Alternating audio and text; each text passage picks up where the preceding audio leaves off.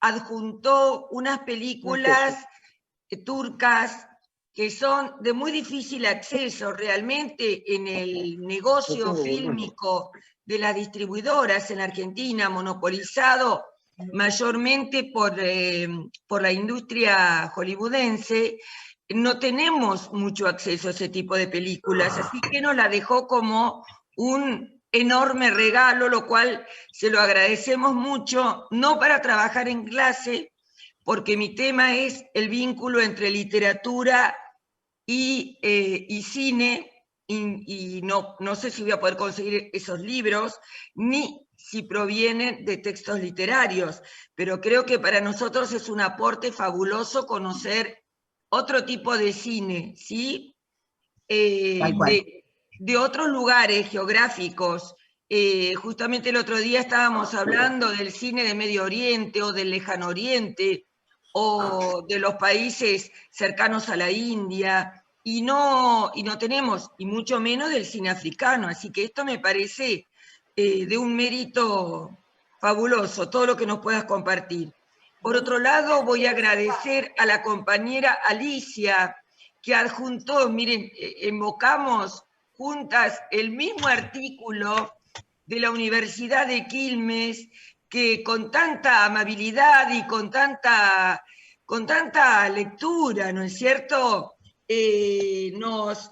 Justo yo lo había puesto en un conglomerado de artículos, y ella, con mucha generosidad, lo leyó. Es uno que se llama, falta acá la foto porque yo fotocopié un pedazo, se llama, está hecho por Jorge Aranda de la Universidad de Quilmes, y da la casualidad de que yo les había adjuntado en un archivo de Word la biografía más 4 artículos de distintos autores acerca tanto de la obra literaria o de la película. En todos los casos de las películas que veamos, voy a adjuntar no solamente el texto del libro, sea una novela o un cuento, que son los que más se adecúan, la narrativa, a la transposición al lenguaje fílmico, sino que también les voy a agregar la biografía del autor o autora del texto literario y algunos artículos.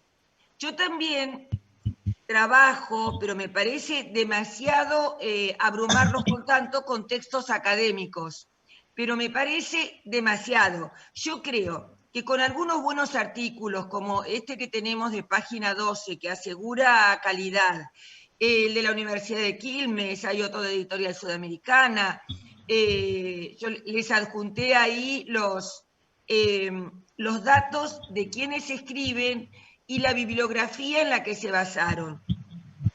Mi programa para hoy, que siempre es muy ambicioso, es para sacarle el juguito. Me parece que alguien me pidió admisión, creo que debe estar Sol admitiendo. Es, primero, porque creo que estamos todos ansiosos, analizar la novela y la película de Osvaldo Soriano, No habrá más pena ni olvidos. Bueno, yo calculo que Raúl Horacio, me dijo que lo llamé por Horacio, quizás no la haya leído en esta oportunidad, pero quizás la leyó antes o vio la película.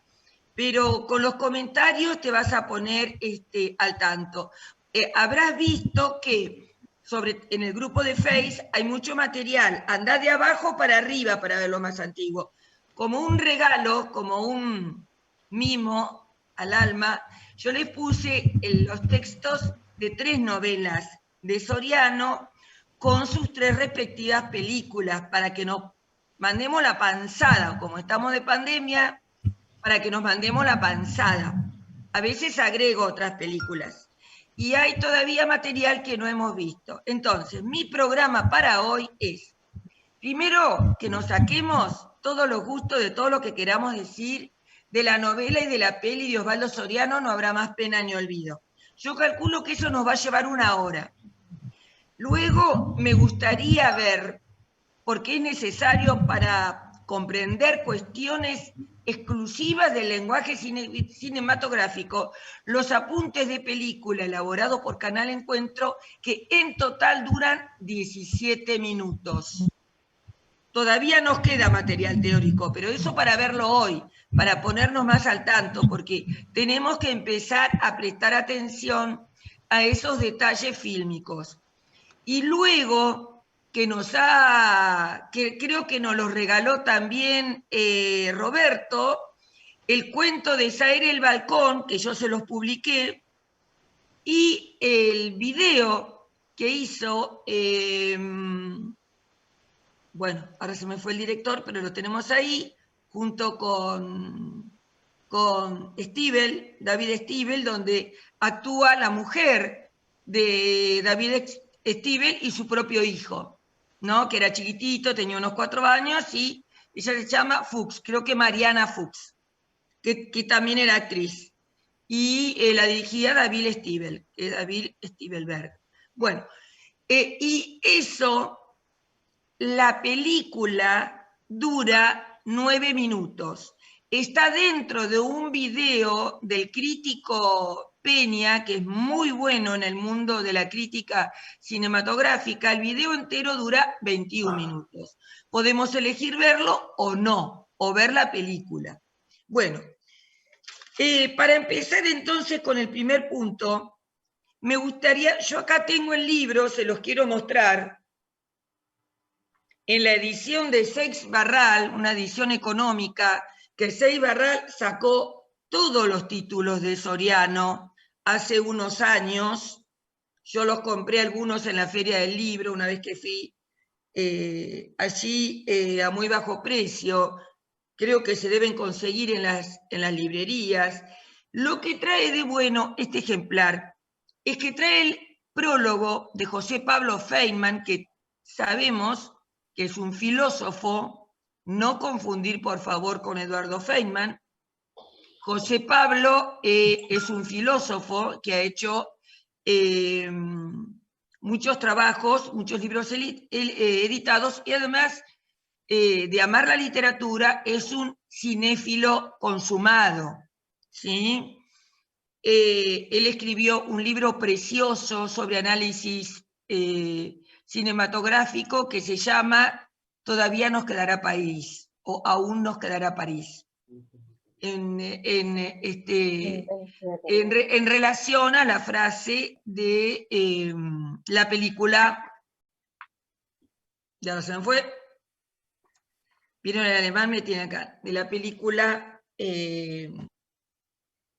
Casablanca. Blanca, y ya me muteó, Sol, ya me empezó a mutear. Bueno, yo quería leerles algunas frases cortitas que yo señalé de que dice José Pablo Feynman en su prólogo. Primero atendamos a que la novela se expresa en un lenguaje sencillo, con oraciones cortas, con abundancia de diálogos, que es una característica especial de Soriano, que va directo al punto, que no da vueltas, un narrador que siempre es testigo, generalmente omnisciente, pero que no toma partido por ninguna de las partes. Y de esto es notable, creo, destacar que en la década del 80, esto fue escrito en el 74 en la Argentina, cuando estaba agonizando su papá, muy dolorido por esta situación, él todavía no se había exiliado a Francia, como algunos piensan que lo escribió en el exterior, ¿no? Lo escribió aquí en la Argentina, y viendo la situación que pasaba, la situación histórica, imagínense, el tercer gobierno de Perón, la preeminencia, y lo dicen en la película del Brujo, de López Rega, la existencia de la AAA, esas bandas paramilitares, Asociación Anticomunista Argentina, que ya lo dice todo, la gran pelea entre el peronismo de izquierdas y de derechas, que el de derecha representado por los dirigentes sindicales, por parte del empresariado, y el peronismo de izquierda, que eran los montoneros, la juventud peronista, que luego coincidieron, y que eran socialistas, y que en un momento Perón los echó de la plaza por imberbes, que fue una crisis tremenda para lo que fue el peronismo. En ese marco, Osvaldo Soriano escribe su obra literaria. Yo recuerdo que en la década del 80, recuerdo porque en la universidad hablamos de ese tema, no porque yo estaba en otra, con los nenes chiquitos en otra, y en otro lugar. La Universidad de Buenos Aires, que siempre hace la voz de la academia, ustedes saben que cuando hablamos de la academia hablamos de la voz de las universidades, pero también dentro del campo intelectual y del campo intelectual de lo que es la literatura, funcionan las universidades, las editoriales y las críticas literarias, los suplementos de los periódicos o las revistas literarias, junto con las universidades y las editoriales, tienen mucha incidencia para fabricar el canon. Y en ese momento, ustedes recuerdan, vamos a ir un poco a la biografía de Osvaldo Soriano, nacido en Mar del Plata, pero desde muy chico vivió en Cipolletti del lado de Río Negro, enfrente la ciudad de Neuquén, donde hizo su escuela secundaria, empezó una escuela técnica, pero en tercer año abandonó porque él era un loco del fútbol y pensaba, a pesar de que ya era gordito, de que iba a tener mucho éxito en el fútbol, por eso hay unos textos bellísimos de él dedicados al fútbol. Como el padre era empleado de lo que se llamaba obras sanitarias o el traslado del agua, por decirlo de alguna manera, después lo mandaron a Tandil, y en Tandil, cuando él ya pasado los 20 años, empezó a escribir en un diario local muy, muy modesto, y se presentó de puro guapo Buenos Aires, y ahí a los 26 años empezó su carrera periodística, si no me equivoco, en Primera Plana. Y se destacó mucho por ser periodista, porque era un apasionado, y ahora voy a relacionar con la academia todo esto, ¿eh? No se piensen que me olvidé. Empezó a trabajar en periodismo con un carácter muy fuerte y muy defensor de los derechos humanos, de la justicia social, de la distribución de la riqueza, de anticorrupción. Es por eso que, bueno, ella contó en varios cuentos que su papá era un radical acérrimo y él a los 13 años se hizo peronista en un bellísimo cuento donde cuenta que recibió de la Fundación Eva Perón, porque mandó una carta. Ya está, ya me volví. Digan que lo tengo ahí, que se ve re bien el muteado, si no. A todo esto hizo que él desde chiquito, y sin tener una herencia familiar y contra su padre, se hizo peronista, un peronista sentimental, un peronista sensible. Entonces trabajó en varios periódicos y revistas como comentarista deportivo y empezó a escribir. Y en un momento decía, a mí no me interesa la literatura, a mí me interesa escribir. ¿Y qué pasaba con este muchacho que ya iba teniendo los 30 y pico, y que no había terminado el secundario? Que cuando presentó su primera película, su primera novela,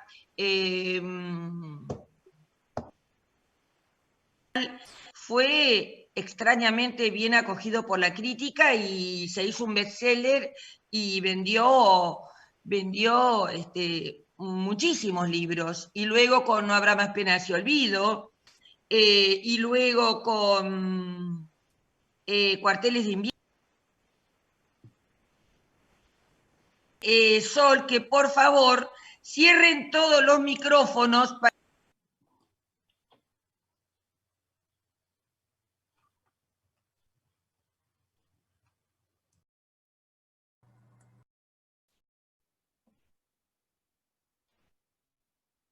Estás muteada.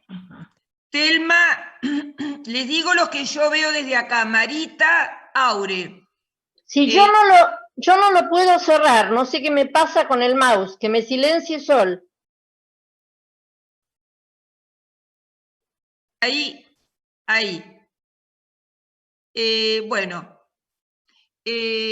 saben que estas plataformas o tenemos que silenciar a todos menos al que habla, o a veces cuando se pone muy pesado tenemos que sacarnos la cámara también y solo dejar la voz y la cámara para el que habla. Bueno, les decía que este muchacho empezó a tener mucho éxito editorial con esas novelas. Habrá más pena ni olvido, Triste, solitario y final, Una sombra ya pronto serás, Triste, solitario y final, libros donde él hace un recuento de sus artículos periodísticos. Fue uno de los que empezó con Página 12 y le dio dejó su vida por Página 12, que saben que empezó y sigue siendo, por lo menos en mi opinión, ¿no? Un modelo de un periodista independiente, inteligente, popular, que brega por la justicia social y que siempre se destacó por tener en su plantel muchos intelectuales. Yo me refiero a intelectuales, aunque no hayan hecho la academia, como es el caso de Osvaldo Soriano, y él dejó todo por Página 12, ¿no? Y trabajó muchísimo hasta el final. Bueno, les decía que famoso una conferencia donde fue invitado por Beatriz Arlo y lo basurió de arriba abajo en una conferencia dentro de la Universidad de Buenos Aires, porque cómo osaba escribir él sin haber terminado el secundario. Un caso parecido al que le pasó a Roberto Art, que Roberto Art hizo hasta 4º grado y durante 30 años fue desplazado del mundo canónico de la literatura porque tampoco tenía una formación intelectual académica formal, ¿sí? Aunque, sin embargo, Ricardo Guiraldes lo había apadrinado y lo había ayudado mucho en sus publicaciones. Pero volviendo a Osvaldo Soriano, estaba muy desprestigiado por la academia. ¿Por qué? Porque escribía sencillo, simple, con abundancia de diálogos, con un lenguaje popular y con un sentimiento con el cual el lector se sentía totalmente identificado. Era de muy fácil lectura, ustedes lo habrán leído, yo lo volví a releer anoche en una horita y media, porque lo que hago yo es volver a leer y volver a mirar antes de la clase, ¿verdad? Es mi responsabilidad también. Y con un lenguaje muy directo, muy sencillo, muy amigable de leer, que enseguida el lector se siente atrapado. Y eso iba contra los cánones de la academia de la década del 80, que buscaba la experimentación formal. O sea, un trabajo exclusivo con el lenguaje y no tanto con el tema o con el argumento, que acá lo más importante para Soriano era el argumento. Y se vanagloriaba no porque tuvieran ellos nada que ver, sino la escritura, por ejemplo, de Saer o de Juan José Saer, el lanzavecino, o Ricardo Piglia, pero no porque ellos intervinieran a su favor, sino porque había una serie de críticos influyentes como Beatriz Arlo, como Altamirano, que ellos pretendían marcar el canon desde una jerarquía que se auto-otorgaban. Sigue sucediendo en algunas universidades que se creen, perdón, a mí me gustan los dichos populares, los más lindos y los más mejores, y a veces desmerecen lo que son las culturas populares. Eso en cuanto al libro. Y les voy a leer nada más unas breves frases de José Pablo Feynman. Dice, habla del narrador testigo, del narrador espejo que jamás emite una opinión. Ustedes saben que hay muchos personajes que aparecen en la novela, como el bombero, el jefe de bomberos, que no está colocado en la película, ¿no? Y entonces, bueno, él escribe, no voy a leer lo que escribe sobre el bombero, pero dice: esa economía expresiva es fundante en el lenguaje soriano. Torpemente se dijeron sobre ella vacuidades de triste memoria, que la novela no era tal cosa, sino un mero guión de cine, por ejemplo. Alguna vez habrá que revisar la valoración de los operadores de la Universidad Alfonsinista de los 80, que entre otras cosas eligieron a Soriano blanco directo de sus agravios. No es el momento, pero la economía expresiva del lector se leyó como pobreza de lenguaje, como escritura fácil, como sencillismo. Fíjense que lo vanagloriaban a Manuel Puig cuando 1 o 2 décadas antes a Manuel Puig lo denostaban, primero por ser homosexual abierto, y por hacer una literatura llena de motivos populares a la que consideraban kitsch. O sea, lo kitsch es lo popular, lo fuera de moda, lo que no tiene pureza del lenguaje, como si tal pureza existiera. Luego, hay una frase que todos hemos visto, cuando Mateo, el empleado, dice, soy peronista, dice Mateo, uno de sus personajes, nunca me metí en política. Dice, ¿qué voy a hacer bolches? Yo soy peronista, si nunca me metí en política. Fíjense cuál era el sentimiento de época del peronismo y la conciencia. Dice, si meterse en política es elegir una opción entre muchas, ser peronista es no meterse, no elegir, ser parte del todo, de la simple y sencilla vida vivible. El sindicalista Lorenzo Miguel tenía una definición semejante. Ser peronista es comer tallarines los domingos con la vieja. En el vacío infinito que abren estas indefiniciones entra todo. Ser peronista es ser tanto, es ser todo. Y fíjense que los protagonistas, que son muchos, buscan un sentido afuera. El sentido está afuera. El sentido, que es Perón, todo lo hacen por Perón, Perón o muerte, la vida por Perón. El sentido es posesión del ausente, que solía definirse a sí mismo como Padre Eterno. Llegamos al punto en cuestión. El ausente ocupa el lugar de Dios. Todos creen en Él, esperan su bendición. Saben que cuando vea, cuando sepa, les dará la razón. Y todas las muertes habrán tenido el sentido que las redimirá, que las hará tolerables. Y luego, bueno, hay unas cosas que dice el mismo Soriano, a ver, algo que, miren lo que dice, está la opinión de muchos escritores, ¿no? De cuando leyeron. Me encantó esta de la carta de Cortázar. Miren lo que le dice Cortázar. Él era muy amigo de Cortázar. Recuerdan que cuando él tuvo que exiliarse, hicieron proyectos juntos con Cortázar y armaron un periódico juntos, por supuesto de izquierda, cuando ya Cortázar había hecho el cambio de ser antiperonista por ignorancia, como lo era toda la universidad en la época peronista y posperonista, ahora no lo es. Y Cortázar le escribe en una carta: leí de un tirón tu novela y eso en mí es siempre un primer balance favorable.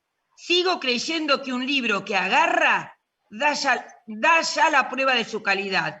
Para un argentino, además, esa calidad es obvia y transparente. En pocas páginas has resumido el drama de estos años y los has hecho a tu manera, con esa rapidez que nunca es ligereza, sino eliminación de lugares comunes y acotaciones innecesarias.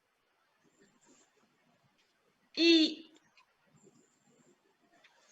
esperen, porque hay comentarios de Soriano sobre... Está muy buena esta edición, barata, y me daba gracia la de Ana. Liliana Hecker dice que al principio le dio como un caño, porque ella estaba en la onda universitaria de la experimentación formal, y que después se dio cuenta del valor que tenía desde el lenguaje y desde la creación literaria el libro. Me gusta la de Ana María Yuga.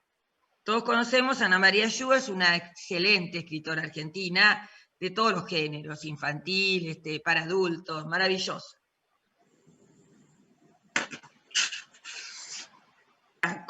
En el documental Soriano, dice, cortito, cuando me senté a leer No habrá más penas, avancé 3, 4, 20 páginas y de repente tuve una especie de revelación. Empecé a llamar a gritos a mi marido. Vení, mirá, esto no se puede creer, es increíble, mirá lo que está haciendo este hijo de puta, no se puede creer. Porque Soriano estaba contando lo que todos llamamos nuestra historia reciente, esa lucha entre la izquierda y la derecha del peronismo como si fuera una película de cowboys. Me parecieron estas dejo muchas, excelentes.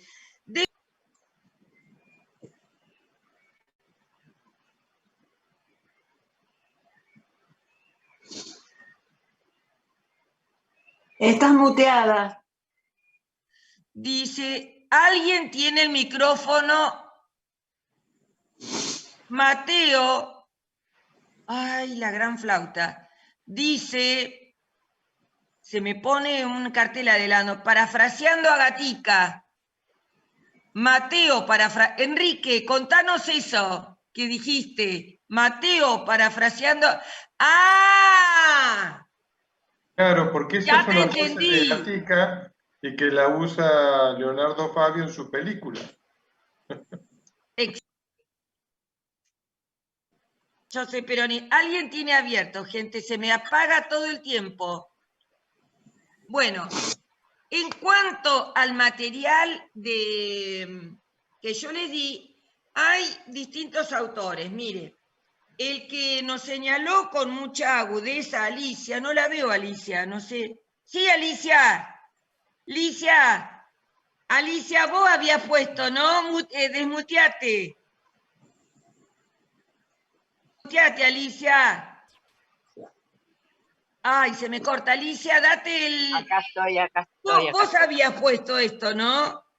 Sí, yo Qué bien, puse que eso. yo decía que qué bárbaro, que parece que uno piensa copiado, que ella puso algo que yo había puesto, lo cual indica su interés, su agudeza en la lectura, cómo compartió con todos un material tan valioso que viene de la Universidad de Quilmes, como diría alguien, ¿para qué tanta?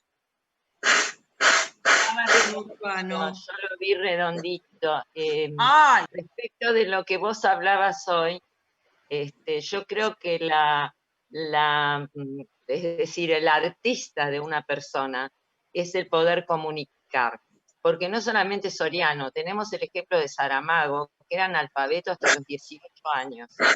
Y a mí me ha pasado con Saramago leer un libro de cuando la muerte se pone de huelga, qué sé yo, y escribe sin comas, sin puntos, sin nada. Y yo estuve no sé cuánto tiempo tratando de ver cómo hacía ese HDP igual que el otro para transmitir. Yo creo que ahí está el sello distintivo de un artista, ¿no? Que no necesariamente tiene que pasar por la academia, que muchas veces, gracias a Dios que no pasa por la academia, porque le sacarían todo eso de valioso que tiene. Y justamente es lo que siento cuando leo esto de Soriano, ¿no? Como en determinado momento una escritura que todos la vivimos, que ahora lo vemos a través del arte de Soriano y de la película de Oliveira, lo vemos como caricaturesco, como grotesco en determinados momentos, y él logra contar la realidad en un realismo amarillista, como dice ahí, ¿no es cierto? Resaltando todo eso, que acompañó el peronismo durante toda su historia, porque es así, lo padeció John William Cook, yo lo sé porque John William Cook estuvo en mi casa, era amigo de mi papá y qué sé yo, y estaba con la carta de Perón que le delegaba el mando del partido de la Juventud Peronista, la tenía hasta en el pijama, dormía con esa carta de Perón. Y su devoción por Perón lo llevó a muchos amigos que le decían, te va a usar, pibe, te está usando, pibe. Cuando Perón estaba en Puerta de Hierro, John William Cook lo quería llevar a Cuba, y él no quiso saber nada, él estaba y le decía, usted, le decía, tiene que dar sonrisas para un lado y para el otro, estar bien con la derecha, estar bien con la izquierda. Entonces aglutinó un montón de gente en esa cosa híbrida que resultaba, y fue un fenómeno que logró, yo, ante el estallido social de Chile últimamente, yo decía, qué suerte que tenemos un peronismo, porque la gente puede votar y a través de la democracia puede llegar a algo. Esperemos, esperemos que lleguemos a algo, pero hace que no salgamos a la calle a pelear, porque en el tiempo último de Macri, yo tenía terror de que hubiese un estallido social violento como el de Chile, ¿no es cierto? Y Perón aglutinó toda esa beligerancia, que no se puso en las calles, que no salió a la cosa violenta que tuvieron que pasar nuestros hermanos, ¿no? Los chilenos. Y Soriano, ya desde el inicio del peronismo, estaba esa división. Yo la viví en mi casa, porque mi papá era un dirigente de la Juventud Peronista de La Plata, y eran todos como muy más para el lado de John William Cook que para el otro lado, y es una cosa extrañísima lo que sucede con el peronismo, ¿no? Lo que logra, andás a ver, tendrá que ver también con algo social nuestro. Y bueno, la cuestión es que Soriano lo dice de una manera maravillosa, lo pone de esa manera grotesca, y al final dice como que los dos peleaban y morían gritando, ¡viva Perón, carajo! Entonces los dos sectores peleaban y se amasijaban diciendo lo mismo. Es maravilloso. Bueno, nada, eso te quería decir. Y en el artículo ese lo dice muy bien, muy bien. Y cómo está filmada la película, actorazos que la representan, muy bien, muy bien. Un deleite, pero yo la miraba atónita y digo, ¿cuántos años pasaron? ¿En qué lugar estamos ahora? Estamos en el mismo lugar, es tremendo, con una derecha que nos está empujando, pero no logramos como aglutinar más. Evidentemente Perón era el movimiento verticalista, la gente estaba con Perón, pero quedó ahí esa cosa indecisa de el pensamiento crítico te hace pensar con qué me quedo. Y por lo general con qué me quedo viene con un montón de otras cosas. Me recomendaron que no llegué a verlo ayer. La contratapa de página 12 que escribe José Pablo Feynman. La contratapa de ayer era de José Pablo Feynman, me recomendó una amiga, una editorial de José Pablo Feynman. Léelo porque está muy bueno. Está muy bueno. Está muy bueno. Y cuando muere Soriano, lo mejor que se escribió sobre la muerte de Soriano y lo que representaba Soriano, lo escribió José Pablo Feynman en página 2. Claro. Que fue maravilloso. Claro. Bueno, cierro el micrófono para aclarar algo. Perdón, quería aclarar algo.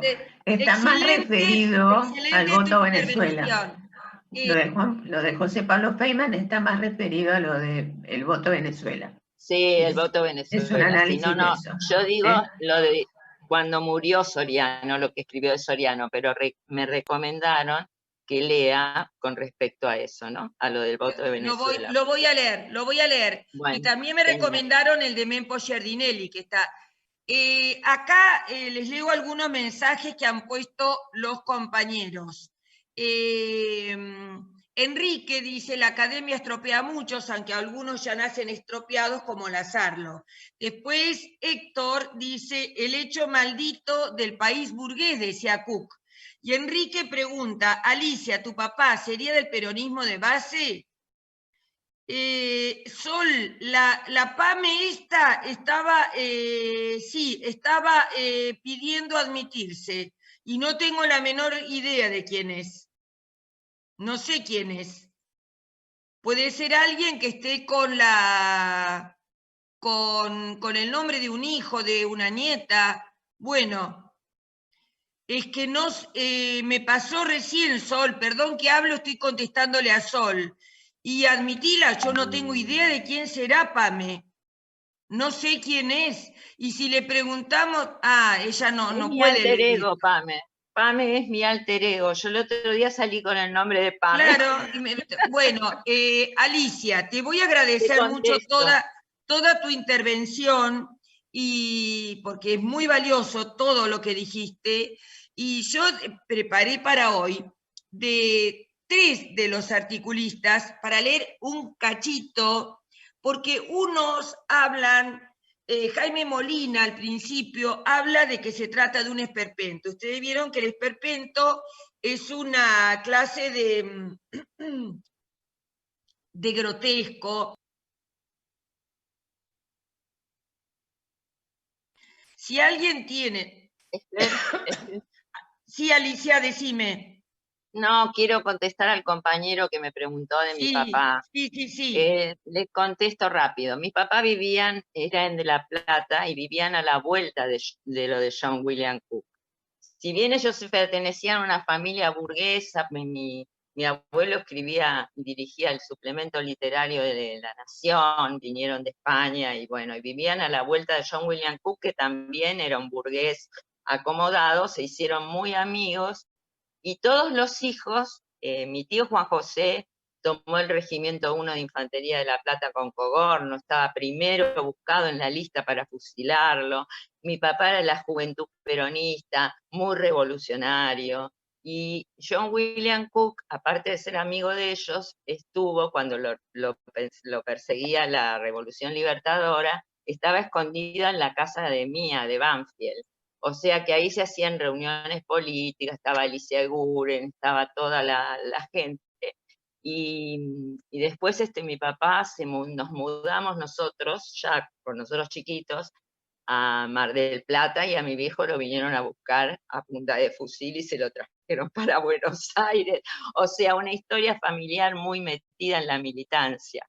Pero él era del peronismo revolucionario, de la línea de John William Cook y demás. Estaba Jaureche, en mi casa había venido muchas cosas, y yo era muy chiquitita, pero mi papá me transmitió mucha parte de esa historia.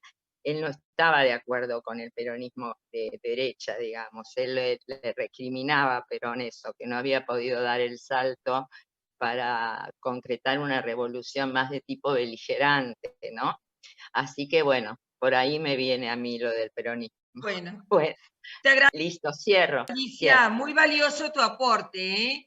Yo le voy a leer. Jaime Molina, periodista, dice, el esperpento de la situación de la novela y la película, consiste en que nadie parece saber muy bien por lo que está luchando, y lo que inicialmente podría haberse resuelto como una simple disputa, termina alcanzando el paroxismo y convirtiéndose en un caos sin precedentes, una vez que la locura colectiva se ha contagiado a todo el pueblo, y en donde los bandos oponentes son capaces de matar con un frenesí que nos parece absurdo, pues ni siquiera se dispara por defender una ideología, sino por resistirse al empeño del otro. Todos dicen Perón o muerte, viva Perón. Los mismos se están matando. Y lo que dice Jorge Aranda con respecto al cine, voy a leer muy poquito, así vamos directamente al debate de todo lo que quieran decir de la película, es que Los films, las películas, le otorgan un significado al pasado. Y acá vemos, él nos cuenta con detalle cuál es la derecha peronista, que es el intendente, el presidente del partido de la zona, su primo, el dirigente sindical, el que era el rematador, que era un gorila y por intereses económicos se hacía el peronista, y por el otro lado estaba la izquierda, que era simplemente el delegado, su empleado, que después vemos que resulta ser un cobarde, un traidor cuando lo delata. Estaba el agente, luego cabo, luego sargento García, que era un peronista sentimental. Estaba el Dumont, que también era un peronista sentimental, el borracho, ¿no es cierto? Y muestra, me parece, de una forma grotesca, graciosa y admirable a la juventud de asamblea permanente, y que lo muestra como esos jóvenes burgueses que están reunidos cómodos en una casa, decidiendo siempre qué es lo que van a hacer, y que en un momento se escapan. Después quiero ver cosas interesantes para...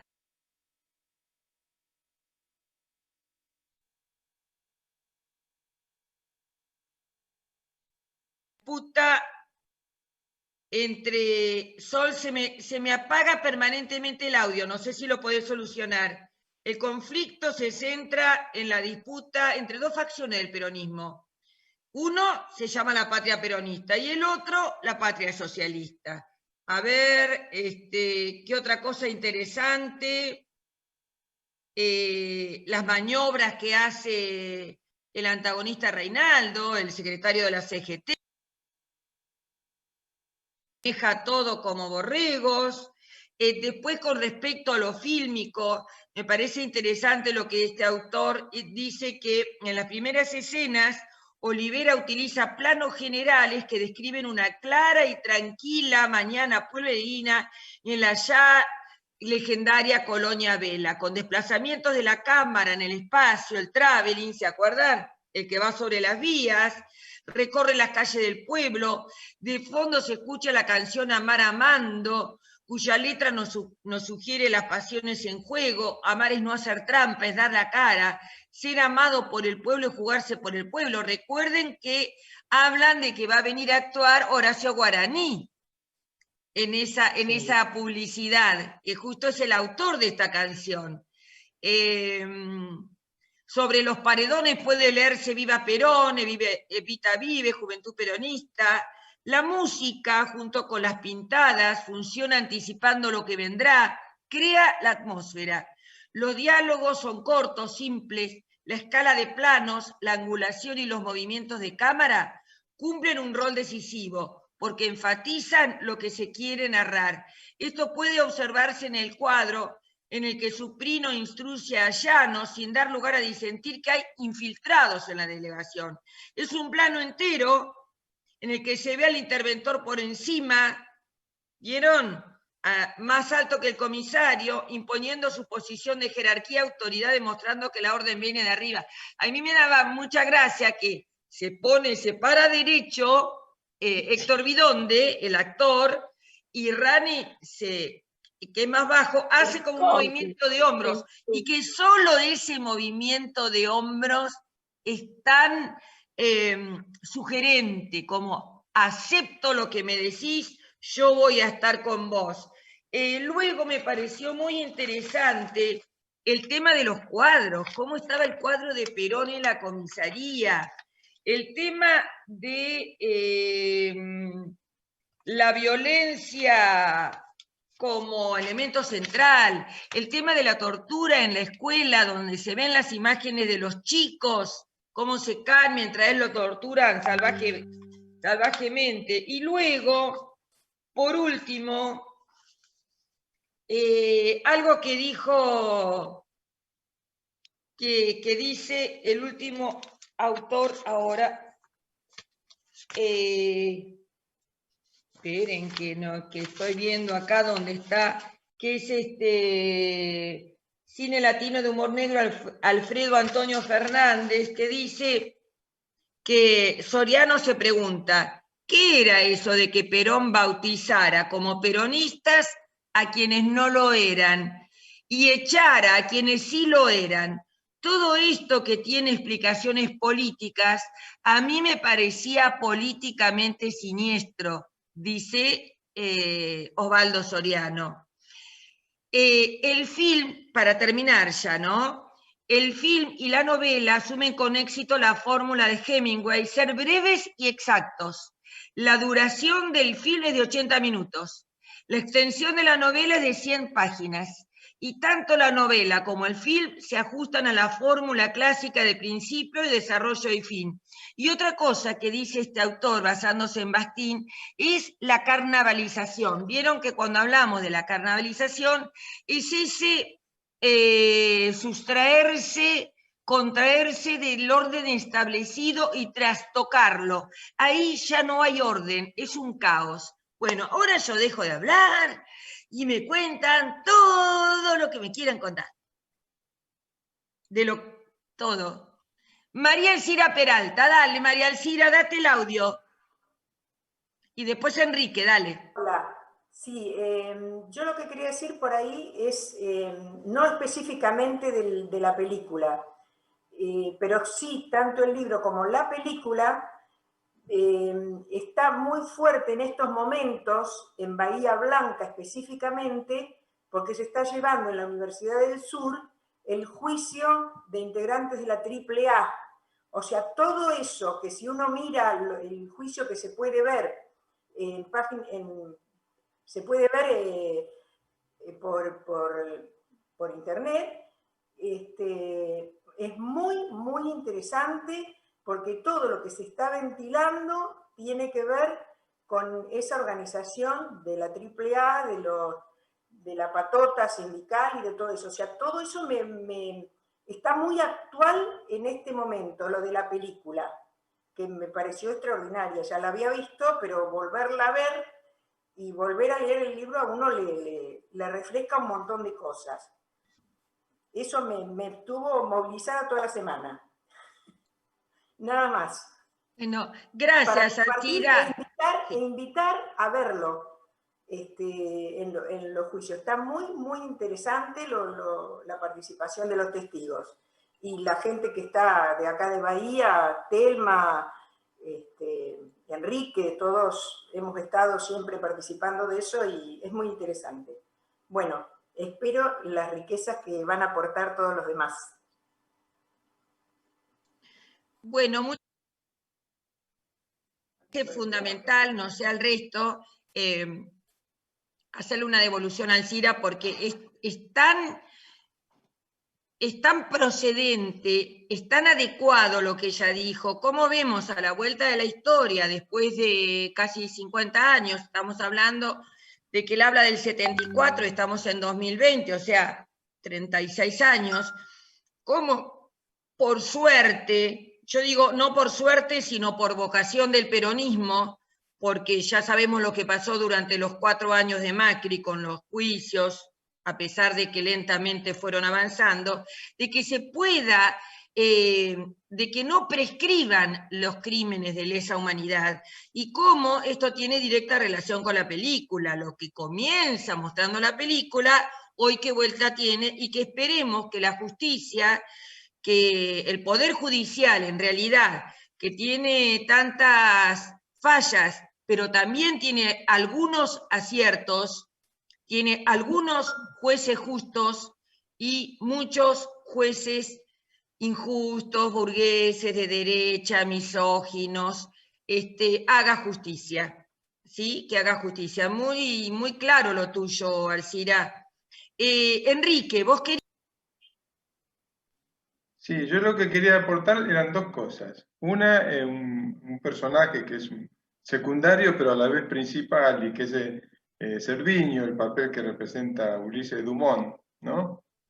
Que es, yo lo veo un poco como él y el borrachito también, ¿no? Como los representantes de ese pueblo que fue capaz de resistir durante 17 años, ¿no?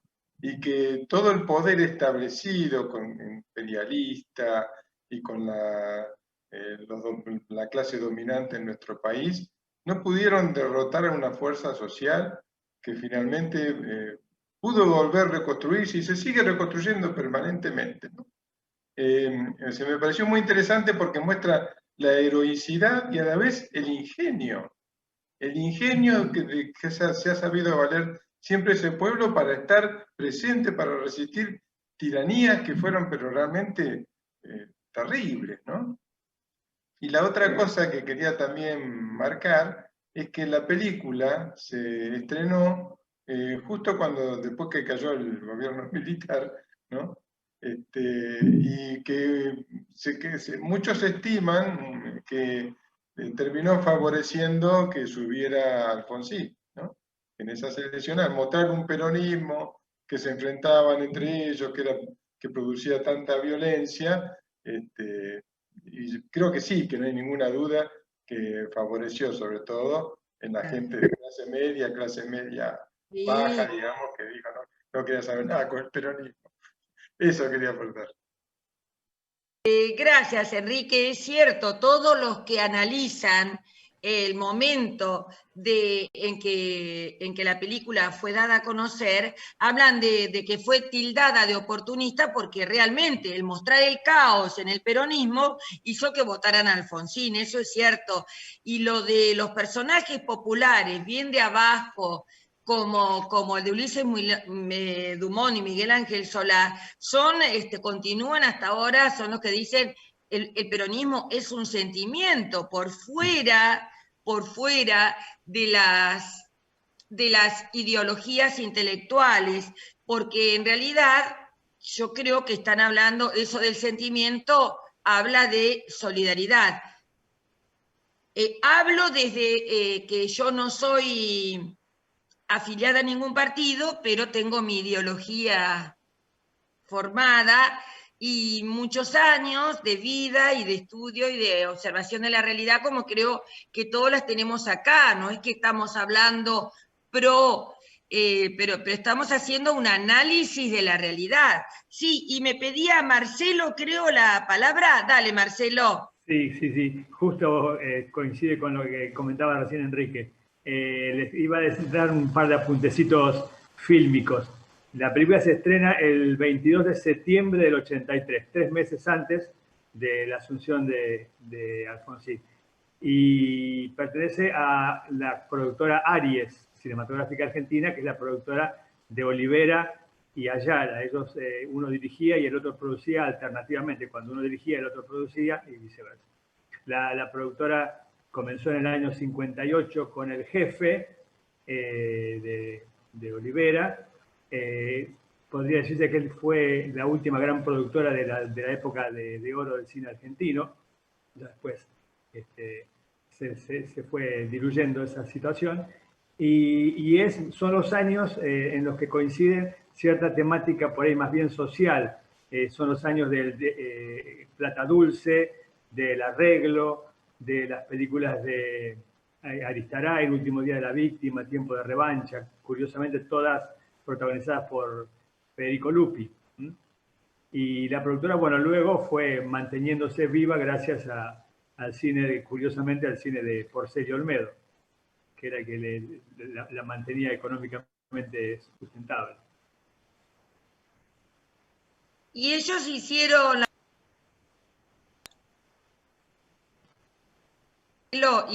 la Patagonia Rebelde. También, claro, Patagonia Rebelde. Claro, que fue, creo que Soriano les dijo porque habían hecho la Patagonia Rebelde. Sí, o sea, claro. Fue uno de los motivos que le dijo, sí, muchachos, háganla. ¿Quién más, gente, quiere levantar la mano? Sí, Liliana. Dale, te escuchamos, Liliana. Por favor, el resto apague los... Yo quería comentar una experiencia, primero personal y después una pregunta. Yo vi la película, no leí el texto.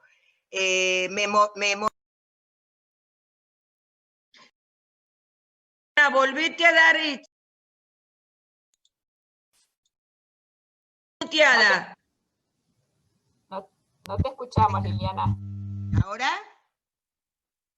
Bueno, dijiste, yo le vi la película, no leí el texto. Nada más que... Bueno, y en esa época yo estaba en la Universidad en Buenos Aires, en la carrera de Psicología, en Filosofía y Letra que era, y me acuerdo que cuando yo me tenía que inscribir en las materias, me preguntaban en qué cátedra quería, si era la cátedra marxista o la cátedra peronista. Y dentro de los compañeros estaban, digamos, los grupos que pertenecían a la AAA, de los cuales hubo compañeros que fueron torturados en esa época. Por eso me movilizó tanto, porque yo lo viví muy de cerca, la llegada de Perón en Gaspar Campos, todos esos movimientos. Eso desde la experiencia personal. Y quería hacer una pregunta. Soriano menciona Colonia Vela, ¿sí? Y en la otra película que ayer la empecé a ver, Pronto una sombra serás, también habla de Colonia Vela. ¿Me podés explicar, Esther, por qué menciona Colonia Vela, que creo que realmente no existe Colonia Vela? La repite en las dos, pero sí sabemos que Colonia Vela es un lugar ficticio que no existe en alguna provincia desconocida, pero fíjense que cuando él dice está acá en Buenos Aires, diera la impresión de que la pampa húmeda, que podría ser la provincia de Buenos Aires, Santa Fe, provincia de La Pampa, por su extensión de llanura. Él no, justamente a propósito, crea un pueblo, porque ni siquiera es una ciudad, es un pueblo ficticio. Tendría quizás, como varios autores utilizan para sus sagas, los mismos lugares o los mismos personajes, él ha querido respetar esto, ¿sí? Pero es un lugar totalmente... Gracias. ¿Puedo hablar? ¿Puedo hablar un segundito? ¿Puedo hablar un segundito? Sí, Alicia. Un segundito. Dale, a mí me pareció un recurso genial, porque era tan real y, digamos, como una crónica, lo que él estaba relatando, que hizo un lugar ficticio para darle un carácter ficcional a la obra, como que en realidad no estaba metido en eso. Y otra cosita más que quería señalar. Yo me acuerdo cuando leí la novela de Tomás Eloy Martínez, Crónicas con el General, que él le hacía los reportajes a Perón en Puerta de Hierro, y le iba a hacer los reportajes y estaba Perón con López Rega parado al lado y no los dejaba solos un minuto. Y él estaba ya terriblemente cansado de tener a este tipo que constantemente hacía caras, y editaban los cassettes que él grababa con Perón, no los podían publicar si no los editaban, y los editaban ellos. Y entonces en la última entrevista, él le pidió expresamente a Perón que quería tener una entrevista a solas con él. Y estaba López Rega parado ahí. Y Perón le dijo a López Rega: hágame el favor, vaya con la señora Isabel al mercado a comprar verduras, esto y el otro, y me deja a mí a solas. Y en la última entrevista la hizo a solas con Perón. Y después se vino para Buenos Aires, y a los pocos días le pusieron una bomba en el departamento de la AAA y qué sé yo, y empezó la persecución. Quería contar esto como una nota de color, ¿no? A ver, ¿por qué Perón, semejante, porque era un megalómano, era un tipo que dominaba todo, estaba cansado, viejo, y se dejaba, ¿no?, meter de un lado y del otro, al final, raro, echar a todos de la plaza? Es una cosa muy, muy llamativa. Bueno, era eso que quería mencionar nada más. Probablemente la influencia de un hombre viejo y cansado, como dijiste, la influencia de un hombre joven, de un hombre joven, muy poderoso, muy seductor, muy carismático, porque él dominaba toda la AAA, así que, y dominaba, por supuesto, a una débil digamos, indefensa y poco inteligente Isabelita, una mujer sin luces, sin ninguna luz, digamos. Héctor, por favor, ¿qué querías decir? Te escuchamos, ponete la... Ahí se escucha porque estoy estrenando un dispositivo. Se te escucha muy mal, Héctor, se te escucha muy mal. A ver. Me voy a acercar un poquito, ¿ahí se escucha mejor? No. No. No, no se escucha, no. ¿No tendrás bajo tu audio No sé. el dispositivo? No, por todo caso lo escribo. No sé si estás con el celular o con una compu. Estoy con la computadora, pero no, está bien. Fíjate en donde marca tu volumen, si tu volumen no está muy bajo.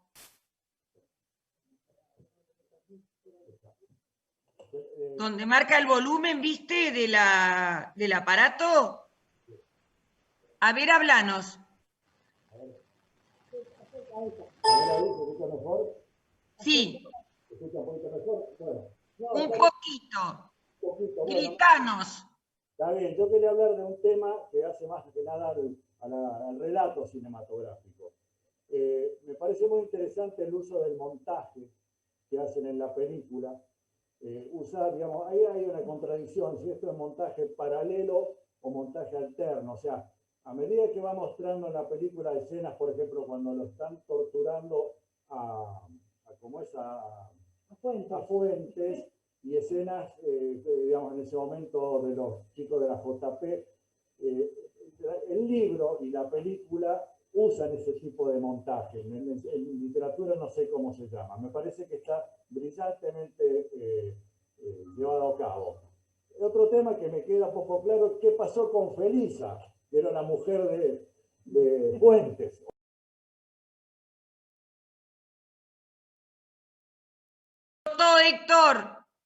Héctor, se te de nuevo. Héctor, date el audio de nuevo. Se te cortó el audio. Está bien. Ahí. ¿Se alcanzó a decir lo que dije de Felisa, de la esposa de Fuentes? En ningún momento vuelve a aparecer. Es un personaje que queda trunco, tanto en la novela como en la película.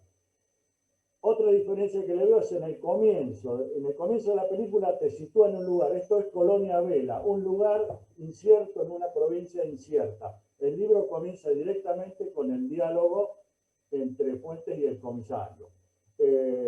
Y con respecto a lo que decía la compañera, yo creo que Soriano, perdón, yo no soy de letras, pero creo que Soriano era un gran admirador de Faulkner y de Hemingway. Y tanto Faulkner como Hemingway se inventaron ciudades para donde desarrollaron muchos de sus relatos. Bueno, perdón la falla esta, pero estamos estrenando un dispositivo que todavía no lo manejamos bien. Bueno, gracias. Muchas gracias, Héctor. Excelente tus observaciones. Yo quiero hacer comentarios sobre ellas porque realmente son muy agudas y son muy... Una, la de las escenas alternas, que también están tanto en el film como en el libro, como en la versión literaria. Él pasa de una escena a otra escena, de un lugar con personajes a la simultaneidad de lo que pasa en el otro lugar con los personajes. Ese hecho que lo respeta Héctor Olivera y Roberto Cosa, si no me equivoco, fue el otro autor del guión, es maravilloso. Tu observación me parece excelente. Esa alternidad de los personajes, me parece, de los personajes y las acciones, simultáneas. Otro detalle es el hecho de que, sí, Ana, Beatriz, después te dejo, sí, otro detalle es el hecho de que pasa con la única mujer que figura muy deslucida, muy sin opinión, y que la atacan malamente, violentamente, y no se sabe de ella. Uno podría llegar a suponer, por las actividades de la AAA, que la hayan matado. Pero fíjate que ni Soriano ni en la película hablan de eso. El otro detalle, el tercero que vos mencionaste, es el hecho de que Hemingway, como Faulkner, crearon un pueblo paralelo, así como García Márquez creó Macondo. Qué lúcida, qué interesante tu observación, me encantó. En realidad me encanta todo lo que dicen, porque muestra un interés, una pasión, un conocimiento, y una sola cosita. Liliana habló de que ella en el 74 estaba en Filosofía y Letras. Yo entré en Filosofía y Letras en el 70. Hacía psicología en Filosofía y Letras, pero entré a los 17, a los 18 me casé, cagamos pila. Entonces, ¿qué pasa? Hice 7 materias y recuerdo perfectamente cuando en uno de esos años se estacionó de culata en la vieja entrada de la calle Puchipuchi, La Rioja y San Juan era, recordame, Liliana. Independencia. Sobre la calle Independencia, claro. Un camión del ejército y yo iba a estudiar de noche porque trabajaba todo el día. Y culateó y se pusieron en esa entrada, en ese hall de entrada que estaba lleno de las banderas y las pintadas de la juventud. Como en la película. La película Tango Feroz. Sí, se pusieron en doble fila con armas, con ametralladoras, y nos hacían pasar de a uno. Por milagro de Dios, de San Peperino y de la Virgen de San Nicolás, en ese momento a mí me hicieron caminar por la vereda, e irme, muerta de terror. Pero muchos compañeros lo mandaban adentro del camión. Imagínate. Así es. Bueno, ahora voy a escuchar a Ana, Beatriz Riva, que quería hablar. Anita. Sí, quería hacer un comentario. Ahí está todo el pueblo, pero no está todo el pueblo. Hay una gran parte de la gente que está como contemplando nada más lo que pasa, sea lo que fuera. Y en un momento dado, Fuentes dice, ¿dónde está el pueblo? Porque su desempeño había sido correcto todo el tiempo. Y él esperaba el apoyo de la gente por la cual él se había preocupado toda su vida, por las pequeñas cosas del pueblo, ¿no es cierto? La salita, que no le falte nada a nadie, etc. Y eso fue lo que él buscó y fue lo que faltó. Si hablamos de experiencias personales, yo entré a la facultad en el 66 y yo entré a Exactas. Y bueno, y Exactas entré justito con Onganía. Así que bueno, después fueron varios meses sin clases, sí, porque cerraron la facultad y las mejores bochos de Exactas se tuvieron que ir. Así que siempre para entrar a la facultad teníamos que presentar la cédula de identidad. Y teníamos un policía o un milico en la puerta. Sí. ¿Sí? Entonces, la pregunta, ¿dónde está el pueblo? Para mí me quedó grabada. Me quedó grabadísima porque creo que esto sigue siendo presente. Esto es presente. Y por eso las situaciones que hubo con la policía y con todo esto, a mí me aterrorizan porque esto lo vivimos siempre. Yo quizás soy un poco más vieja que vos, tengo 72, pero estuve en la facultad en Exactas, después nos mandaron a ese lugar desértico que es la ciudad universitaria, que en ese momento estábamos solos los de Exactas, no estaba arquitectura, y que ahí podía pasar cualquier cosa. Claro. Y muchas veces salimos corriendo a campo abierto, ¿sí? Saliendo, escapando de alguna emboscada que nos hacían, porque pegado a Ciudad Universitaria había un destacamento de prefecturas que estaban siempre a los tiros. Así que, bueno, estas situaciones las tuvimos siempre. ¿Quién se enteraba de lo que pasaba en Exactas? Nadie. ¿no es cierto? Y exactas también, entrabas y tenías las banderas colgadas. Entonces, a mí me quedó impactado esto de dónde está el pueblo. Y creo que esto es una proyección hacia el futuro. ¿Dónde estaba el pueblo? Sí, sí. ¿Sí? ¿Qué hizo? Sí, sí. Ese fue el Anita, comentario. ¿ya está Ana? Te agradezco mucho, es muy interesante lo que dice Ana, muy interesante, porque fíjense que no solamente en la película, varias veces el protagonista, Federico Lupi, dice, ¿y dónde está el pueblo? ¿Y dónde está el pueblo? Exacto. Y en el libro también lo dice, ¿dónde está el pueblo? Si yo gané por más o menos, que hasta la cantidad es graciosa. Si yo gané por 645 votos, dice en el libro, más o menos, capaz que eran 647, y dice, y yo los ayudé, y todos me quieren.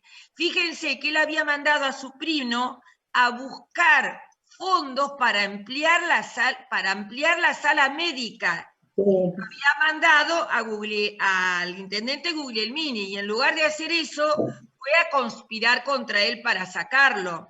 Y además él se preocupaba, como bien dijo Ana, por toda la salud del pueblo, la mejora del pueblo, por reparar la escuela. O sea, era un hombre muy popular.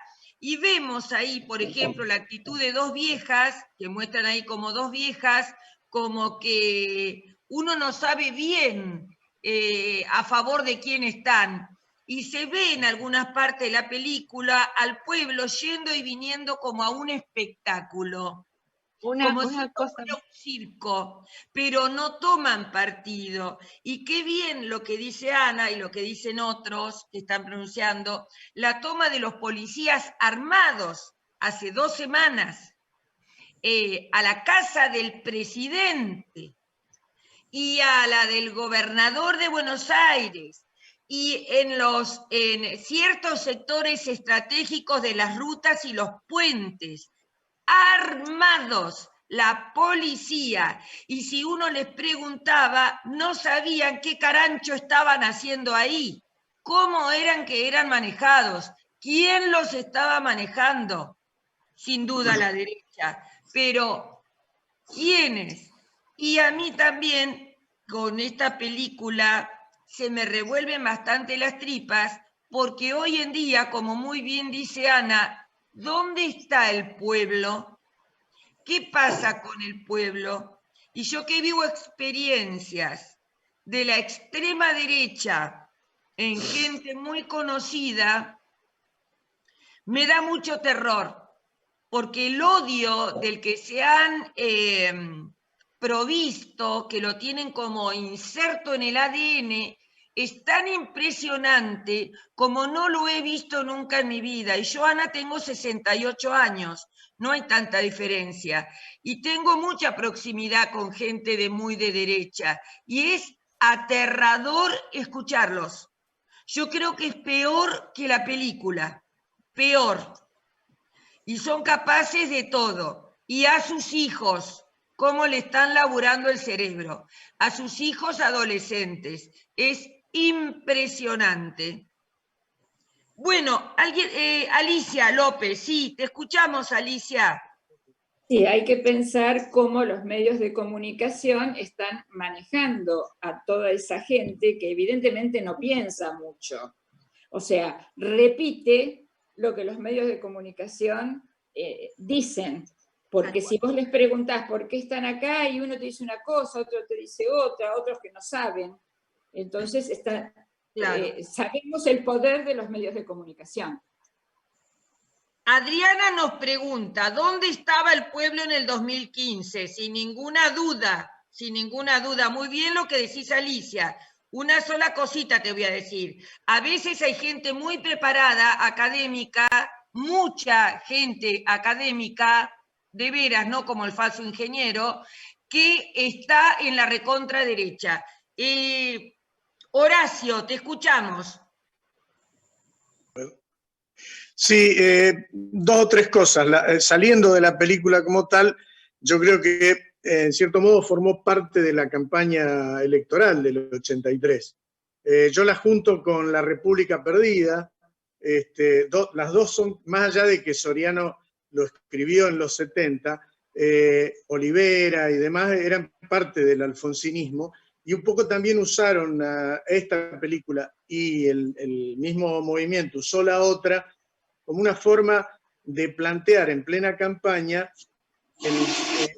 cierto miedo a volver a votar al peronismo, como diciendo, si no votan a Alfonsín y votan al peronismo, vuelve el tiroteo, vuelve la pelea entre ellos, vuelve el caos, vuelve la violencia. En cierto modo también el conflicto derecha-izquierda dentro del peronismo no parece estar saldado. O sea, no creo que volvamos a los tiros y a la violencia extrema, pero indudablemente en el frente de todos hay una especie de ruido interno entre unos sectores relacionados, digamos, con Massa y con la derecha del peronismo, y el sector más ligado a Cristina Fernández.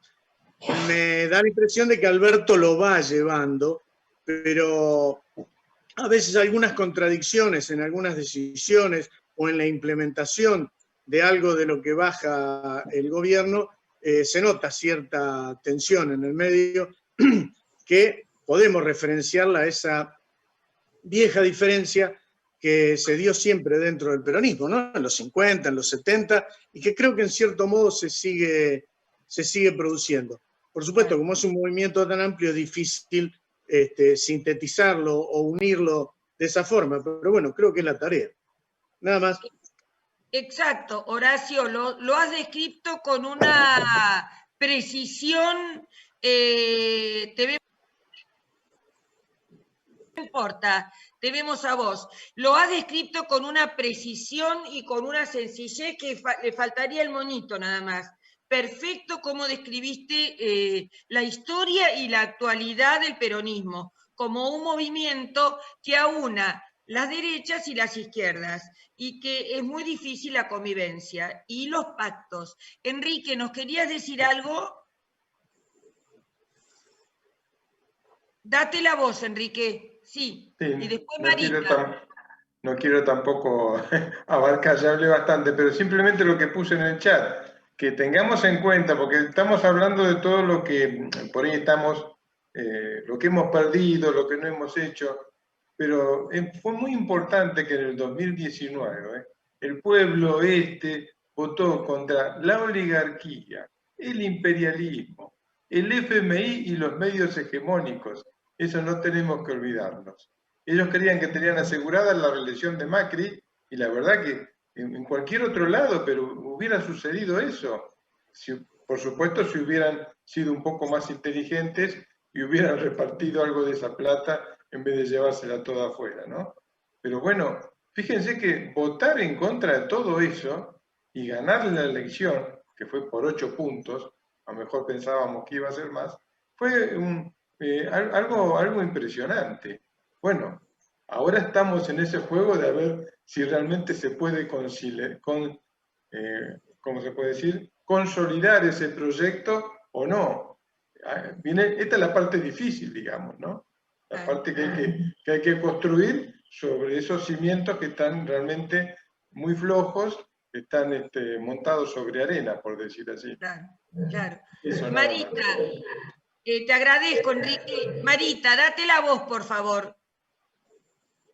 Sí, con respecto al libro y a la película, releí el libro, no volví a ver la película, bueno, y no pude más que todo el tiempo estar comparando con lo que escucho en el juicio por las 3A.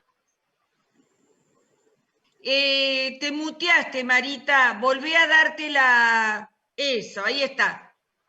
Y decía que no, que todo el tiempo estuve haciendo como un ir y venir entre los testimonios de los testigos en el juicio de las 3A que se está llevando en Bahía Blanca y lo que pasaba en el libro.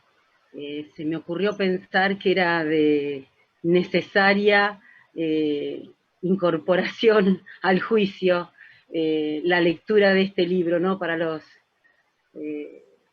porque creo que es un testimonio que bien vale como el de cualquiera de los que hoy están atestiguando, ¿no? Claro. Sinceramente no me pude enganchar jamás con el humor negro porque lo viví y lo sigo viviendo como una tragedia, todo lo que ocurrió, no solamente en el libro, sino en nuestra Argentina.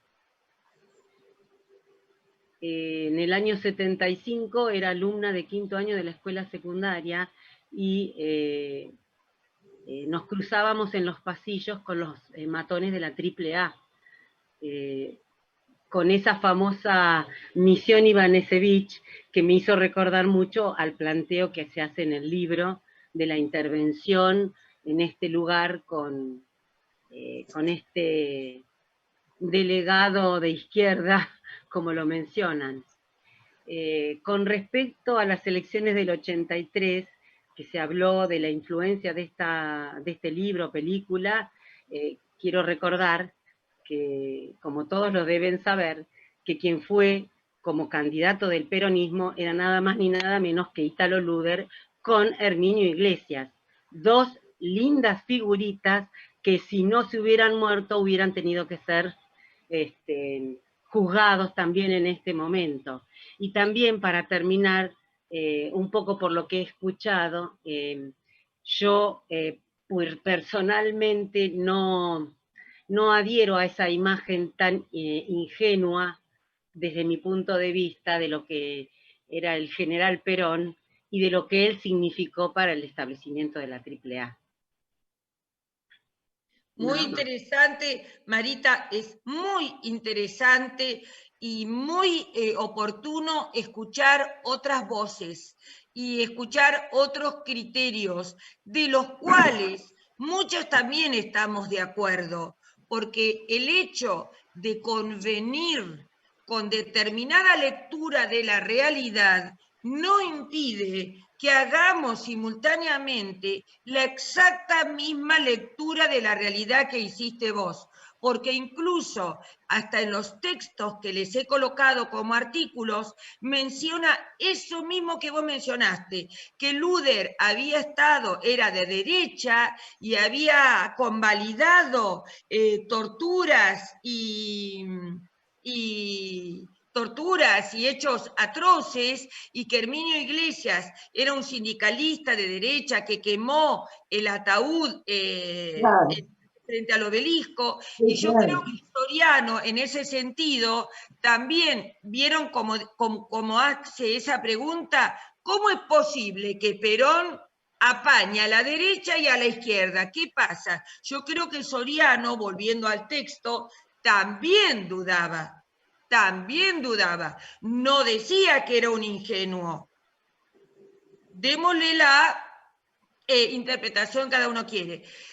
¿Qué les parece? A mí me parece que nosotros ya nos tomamos 1 hora y media para hablar de esto. Yo te agradezco muchísimo, Marita, y muchísimo a todos, porque creo que las intervenciones son tan valiosas, tan oportunas, tan analíticas, que nos permite a todos pensar, y sobre todo en el hecho de que la literatura y el cine no nacen de un repollo, están insertas en un contexto histórico, social, antropológico, económico, político, y que se debe a ello, se queda atravesado por esas circunstancias. Miren cuántas circunstancias distintas pudimos evaluar hoy, totalmente distintas y variadas unas de las otras. Bueno, ahora mi propuesta, nos queda media hora. Le digo, ¿quieren, para aliviar un poco tanta tensión, ver los apuntes de película de 17 minutos que creo que nos va a llevar justo hasta... Son bastante como graciosas. O bien trabajar sobre el cuento de Saer El Balcón. ¿Qué prefieren? Yo creo que mejor veamos estos videos cortos. La primera opción. Vamos a tratar de compartir. Si lo logro, somos Gardel, Lepera y Razzano. A ver, esperen un cachito que estoy tratando de abrir, ¿eh? Esperen. Y llegan a ver, van a ver que yo estoy viajando por mi Face hasta llegar al primer video. Está más abajo, estamos bien. ¿Qué es este? A ver. Ahora ustedes díganme si lo ven. ¿Lo están viendo? Sí, se ve, perfecto. Agrandalo. Sí, se ve. ¿Se escucha? Sí, todavía no. Perfecto. No se escucha. Esperen que yo sé cómo hacer que se escuche. Aguántenme un cachito. Ahora sí. Aguántenme un cachito que yo sé cómo hacer que se escuche. Esperen, ¿eh? Si me da bola el clic. Esperá. Saco acá. Esperá. Acá. Pero qué guacho que no me permite abrir para llegar a un lugar que habilita el audio. Qué desgraciado este. A ver. Igual se escuchaba bajito, pero se escuchaba. No, pero hay un botón, pero yo tengo que abrir la. Ahí está.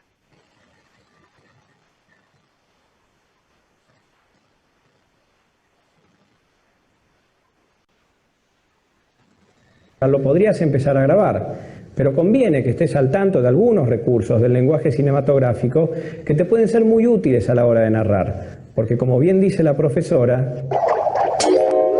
Una sola imagen puede decirnos muchas cosas. Por eso cuando filmamos hay que...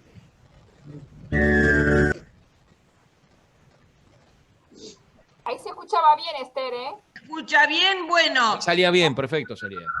Está la pantalla.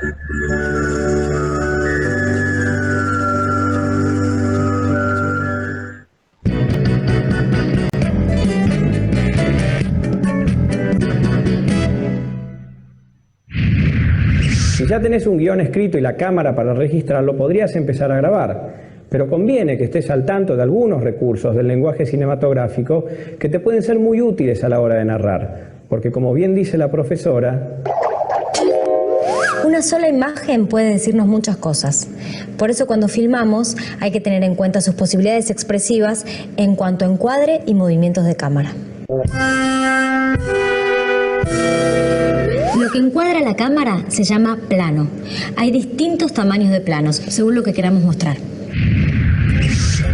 El plano general sirve para describir un lugar o para mostrar las acciones de una o varias personas.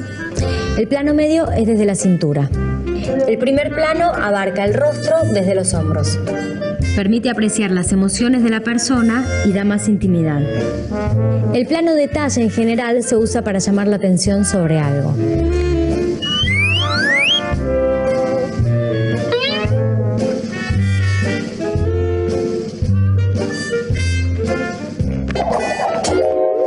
El movimiento libre de la cámara, siguiendo un sujeto o explorando un lugar, se llama cámara en mano.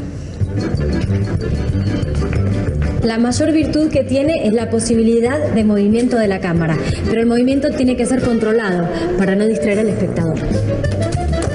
Los movimientos más comunes son el paneo, que es cuando la cámara gira sobre su eje siguiendo una acción linealmente en sentido horizontal o vertical, que es más bien descriptivo, y el zoom, que sirve para llevar la atención de algo general a algo particular o viceversa. Pero no lo uses demasiado porque puede resultar un poco molesto visualmente.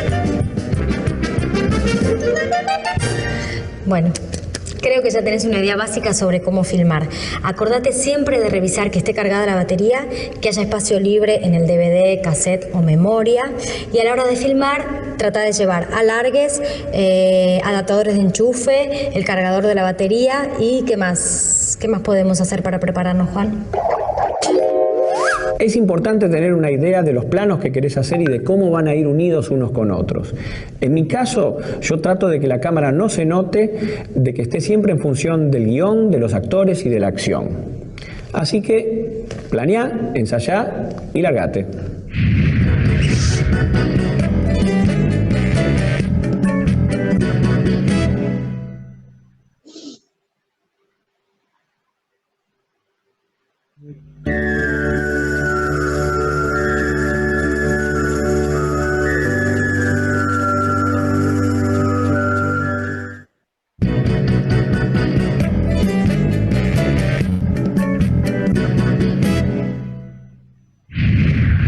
Generalmente cualquier material audiovisual, ya sea un documental o una ficción o incluso una publicidad, trata de contar una historia. En mi caso trato de que esa historia sea de interés para alguien más, aparte de mí y mis familiares más cercanos. Para eso hay que tener muy claro qué es lo que uno va a contar y cómo va a contarlo. Y escribirlo. Eso se llama hacer un guión. ¿No es cierto, profesora? Es así, muy bien, Juan. Y el primer paso es tomar ciertas decisiones. ¿Qué queremos contar? ¿A quién va dirigida nuestra historia? ¿Cómo vamos a hacerlo? ¿Qué queremos contar? ¿Algo que vivimos? ¿Una noticia? ¿Algo que leímos o imaginamos? Esto va a ser el tema o idea de nuestro futuro video. Con la segunda pregunta decidimos a quién está dirigido lo que vamos a contar. ¿A toda la escuela? ¿A nuestros amigos? ¿A un público que no conocemos? Estas dos decisiones, qué y para quién, nos llevan a responder la tercera pregunta, que tiene que ver con la forma en la que vamos a contar nuestra historia. Es decir, qué recursos narrativos van a ser los más convenientes para contar esa historia a ese público. Por ejemplo, en un documental, los recursos que pueden ayudarnos son tener entrevistados o un conductor que lleve adelante el relato. También podemos agregar información con gráficos o con imágenes de archivo. En la ficción, el principal recurso son los personajes, que con sus diálogos y acciones van desarrollando la historia. Otro recurso básico, tanto en documental como para ficción, es tener un relator en off que guía, comenta y amplía lo que se ve. También existe la elipsis, que es cuando se excluye un momento poco interesante para el espectador. Veamos cómo funcionan estos recursos narrativos en el video que hice con mis alumnos. Bueno, a ver, presentate y contanos como representante de tu grupo a dónde te fuiste en tu viaje de estudios. Bueno, me llamo Pablo Fernández, estoy en el segundo año del secundario. Con mis compañeros fuimos a la quebrada Humahuaca, Jujuy, para hacer observaciones de geología. Fue toda una experiencia, además nos quedamos a dormir en carpa, la verdad estuvo buenísimo. Y contanos, no sé, qué vieron, algo que les haya gustado. Vimos los cerros que tienen diferentes colores, la verdad es espectacular, nunca vi algo así. Lo más importante es el cerro de los 7 colores, que cada color pertenece a una diferente era geológica. Mirá qué interesante. ¿Y hay alguna anécdota especial del viaje que te acuerdes? Sí, pasó algo increíble, nevó. ¿Nevó en Jujuy? Sí, y bastante, y nosotros que estábamos preparados para el calor. Los guías querían volverse, pero nosotros queríamos quedarnos y terminar los días que faltaban. ¿Y entonces qué hicieron? Bajamos al pueblo y conseguimos alojamiento en una escuela. Los guías compraron ponchos al por mayor y nos fuimos a quedar los días que faltaban. Bueno, buenísimo. Y los felicito por sus ganas de aprender y sobre todo por superar las dificultades. Esto me sirve para explicarles que en un material audiovisual, ya sea ficción o documental, consta de 3 momentos fundamentales: presentación, desarrollo y desenlace. Bueno, me llamo Pablo Fernández. Presentación es cuando se da a conocer al espectador el tema y los personajes. En este caso es cuando Pablo, el protagonista, se presenta y nos cuenta a dónde se fue en su viaje de estudios. En el desarrollo se brinda más información sobre el tema que se está hablando y en el caso de haberlos, se presentan los conflictos con los que se encuentran los personajes para lograr sus objetivos. Pasó algo increíble, nevó. ¿Nevó? El desarrollo sería lo que Pablo contó sobre los cerros jujeños y sobre el conflicto con la sorpresiva nevada. El cierre de la narración es el desenlace. Ahí vemos si el personaje logró o no sus objetivos y si las hay, a qué conclusiones llegamos. Los guías compraron ponchos al por mayor. En este caso es cuando Pablo explica qué hicieron para poder quedarse y yo lo felicito. Si bien estos 3 momentos pueden aparecer en otro orden, siempre tienen que estar en cualquier historia que narremos. Y algo más, la última palabra siempre la tiene el director. Estos fueron algunos conceptos generales para hacer un guión. Ahora hay que sentarse, escribirlo y reescribirlo. Y reescribirlo y reescribirlo. Y reescribirlo hasta que quede lo mejor posible. En mi experiencia, la inspiración llega cuando uno se sienta a trabajar.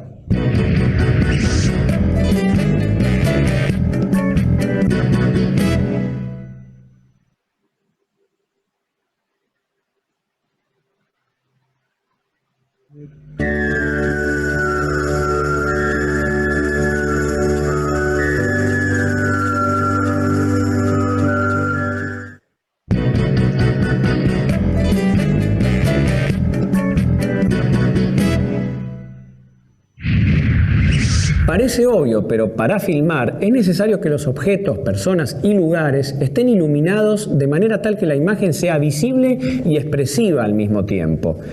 Este control técnico y también artístico de la luz se llama dirección de fotografía. El director de fotografía es uno de mis colaboradores más importantes, es como si fuera mis ojos. Y ahora pasemos a quien es como mi voz. Lo que Juan diría es que la cámara no percibe como lo hacen nuestros ojos. Algo que vos ves bien, para la cámara puede ser más oscuro o demasiado luminoso, o los colores pueden reproducirse con tonos distintos. Por lo tanto, la cámara se ajusta manual o automáticamente a las condiciones de luz que tenga lugar en donde vamos a grabar, que puede ser interior o exterior, día o noche.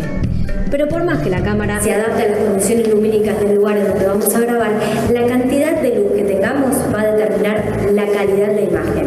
Y nosotros necesitamos que se entienda bien y que se vea bien.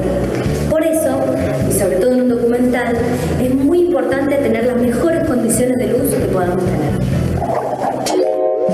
La principal fuente de luz que tenemos es el sol, pero hay que tratar de evitar ponernos de frente a él porque puede provocar un contraluz muy molesto. Por eso conviene acomodarnos de tal manera que el sol quede a un costado o detrás de la cámara.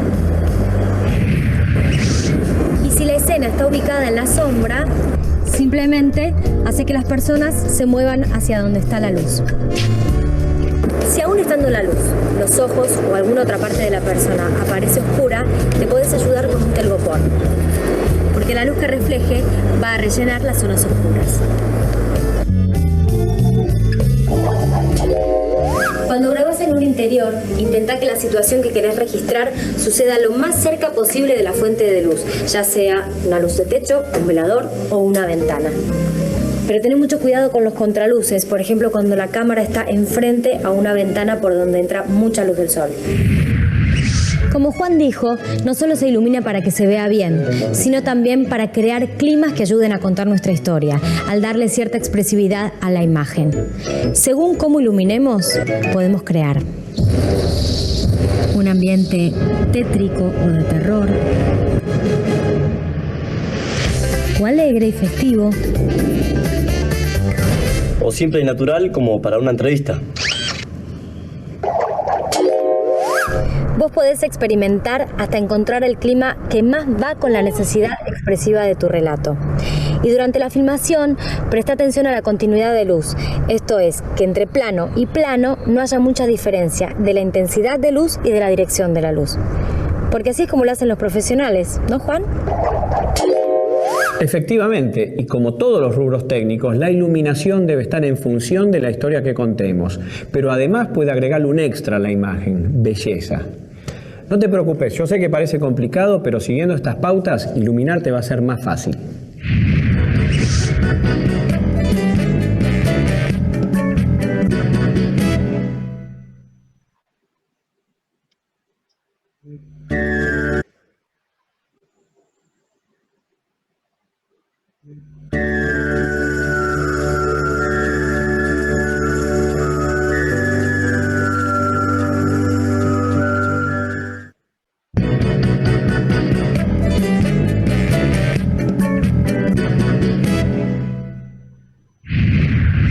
Cuando ves una película o cualquier material audiovisual, la imagen es lo que más llama nuestra atención, pero ojo, el sonido también es muy importante.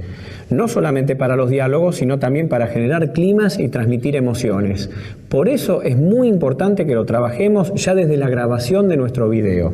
¿Empezamos? Dale, Juan. Y empezamos por la toma de sonido durante la filmación, que suele llamarse registro del sonido. Generalmente vos vas a grabar con el micrófono que tiene incorporado la cámara de fotos digital o el celular o la cámara de video. Pero tenés que tener cuidado, porque los micrófonos no captan el sonido como lo hace el oído humano. Mirá, presta atención. ¿Escuchaste? Este sonido es el ruido del ambiente en donde estamos grabando, que es un poquito molesto y está entrando por el micrófono de la cámara.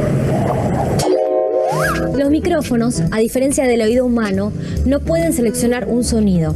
Esto quiere decir que si en un ambiente hay varias fuentes sonoras, el oído humano puede seleccionar y focalizar lo que quiere escuchar, es decir, por ahí prestar atención a un solo sonido. En cambio, los micrófonos captan todos los sonidos con la misma intensidad. Por eso los profesionales, para solucionar esto, utilizan un boom con un micrófono direccional que solo capta los sonidos que se emiten enfrente a él. Pero vos, que vas a grabar con el micrófono que tiene incorporada la cámara, tenés que tratar de estar lo más cerca de la persona que está hablando, es decir, cerca de la fuente sonora principal, para tratar de registrar lo mejor posible el sonido y que no entren otros ruidos. En situaciones difíciles como esta, lo ideal es utilizar un micrófono de mano, que es el que utilizan habitualmente los periodistas. Tiene esta desventaja, que no puedes alejarte mucho de la cámara, pero bueno, de todas maneras lo ideal es que vos trates de grabar en lugares en donde no haya ruido, para que los diálogos o testimonios se registren con la mayor claridad posible.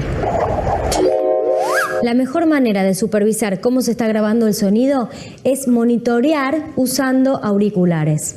Así estamos bien seguros de que no entre ningún ruido extraño o ajeno a la escena. Por ejemplo, vos podés pensar que como estamos en un lugar prácticamente a solas, sin ruido ambiente, ni voces, ni ruidos molestos, nada interferiría en la grabación de sonido. Pero hay reverberancia. Esto quiere decir que el sonido retumba. Para evitar este efecto, podemos usar cortinas o frazadas o un colchón en el piso, lo primero que consigamos. 1, 2, 3, probando. Si tenés una computadora con un programa de edición, podés mejorar tanto las imágenes que filmaste como el sonido registrado. Una vez que pasaste las imágenes a la computadora y las editaste, podés hacer correcciones, agregar música y grabar un relato en off. Un relato en off es cuando se agrega una voz sobre la imagen ya filmada. La mejor forma de hacerlo es grabando y mirando a la vez. Tener un relator en off que guía, comenta y amplía lo que se ve. Después esa grabación se pega con la imagen correspondiente, haciendo coincidir los tiempos. Tener un relator en off que guía, comenta y amplía lo que se ve. Con el mismo proceso podés hacer correcciones, es decir, volver a grabar diálogos que por ahí se registraron mal durante la filmación. Y también podés agregar música, ya sea para darle más emoción a un momento o para reforzar el significado de alguna escena. Mira, fíjate.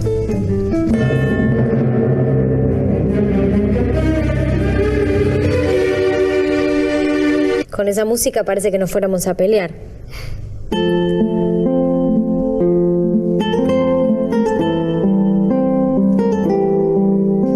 En cambio, la misma imagen con otra música da un efecto completamente distinto. Romántico. Es un ejemplo. También podemos usar música para presentar a un personaje muy importante. No te olvides de la capacidad expresiva del sonido. Te puede ayudar a contar desde acciones que no se ven hasta los sentimientos de un personaje. Pero tampoco quieras tapar todas las pausas con música o sonido ambiente. A veces un silencio dice más que 1000 palabras.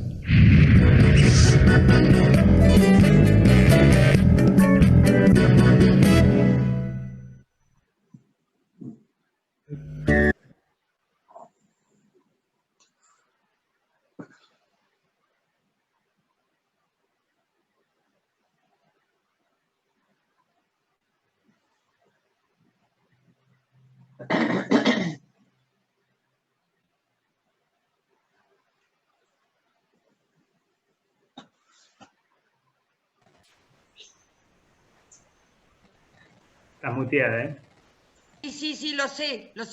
Ahí está. Ahí me volvió a la imagen total. Bueno, ustedes...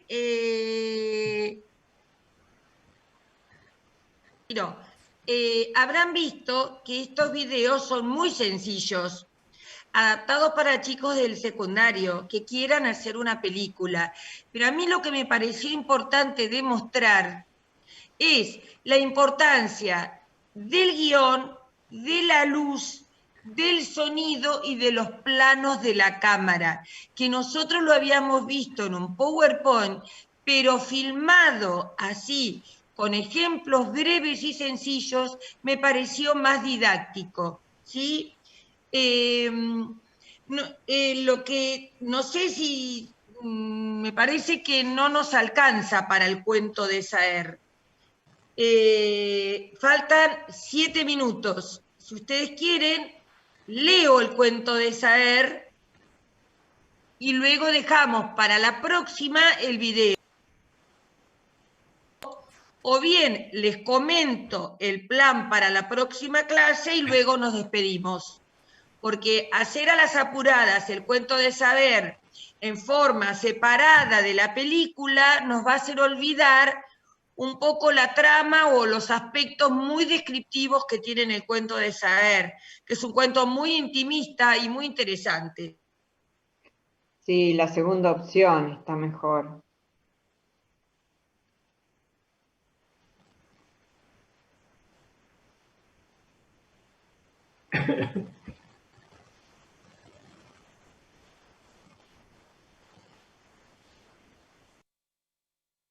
La cámara me cortó sola.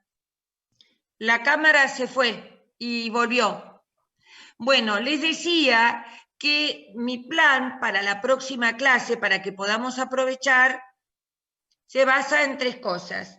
Yo quería proponerles una película basado en el libro Plata Quemada de Ricardo Piglia, un extraordinario escritor argentino que falleció, y la película que es muy entretenida.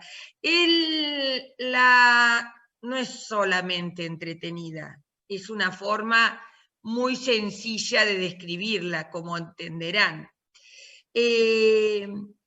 A mí lo que me interesa siempre es su vinculación con la literatura y traer para trabajar un libro de un escritor que sea interesante, que tenga cosas para decir, ¿sí? Bueno, ¿qué les parece? El libro de Ricardo Piglia tiene 117 páginas. Me parece que lo pueden leer en una semana, ¿sí? Entonces, yo les agregaría hoy mismo el libro en PDF, Plata Quemada, y la película Plata Quemada, que ahora no tomé la nota de cuánto dura. Y luego yo les voy a agregar material de estudio, artículos, la biografía de Ricardo Piglia, si puede ser del director, si es interesante la labor del director, para trabajar la semana que viene con Plata Quemada. ¿Les parece bien? Sí, bárbaro. ¿Les parece bien con Plata Quemada? Después veremos otros autores distintos. Yo quiero que vean variedad de autores distintos. Fíjense que trabajamos con Cortázar, con Circe, muy distinta la escritura, el tono, la trama a Soriano, va a ser distinto a lo que escriba Piglia, y después probablemente yo tengo una gran serie escrita en varias páginas para ver distintas modalidades literarias y distintos tipos de películas. Les propongo que para la próxima semana, por favor, lean el libro Plata Quemada, vean la película, pero lo que sí o sí quiero que veamos es un video español de 29 minutos donde da unos detalles muy claros y muy oportuno sobre la relación entre literatura y cine. Ustedes lo tienen debajo de todo al principio, que yo sé.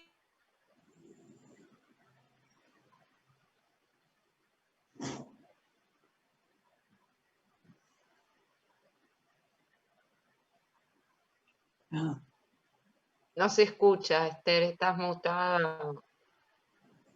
Desapareciste, Esther.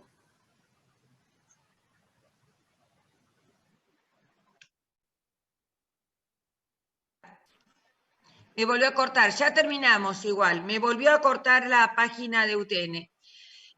Fíjense que yo les puse 2 de media hora, uno de un escritor mexicano y otro de un escritor español. Yo les pido que traten de verlo, el del mexicano, y acá vamos a ver el del español de 29 minutos, que está imperdible para la relación entre literatura y cine. Y les agregué otro, si no me equivoco, de la Feria del Libro, donde habla de la relación entre literatura y cine, que está excepcional, con un escritor argentino y una cineasta argentina. ¿Sí? Véanlo si pueden, si no, yo me conformo con que lean el libro y vean la película Plata Quemada. Así que ahora los despido hasta el próximo lunes. Espero que lo hayan disfrutado. Yo disfruté muchísimo en escucharlo. ¿Sí, Enrique? ¿Querías decir algo? Me pareció espectacular las intervenciones de todos. Maravilloso me pareció. Cuanto más hablan, más me gusta. Bueno. Felicitaciones porque estás muy canchera con el manejo del Zoom. Pero, ¿viste lo que es? ¿Viste lo que es? No, porque Sol me enseñó. Sol me enseñó. Punto. ¿Se vieron bien los 4 videos? Perfecto. Sí, totalmente. ¡Oh!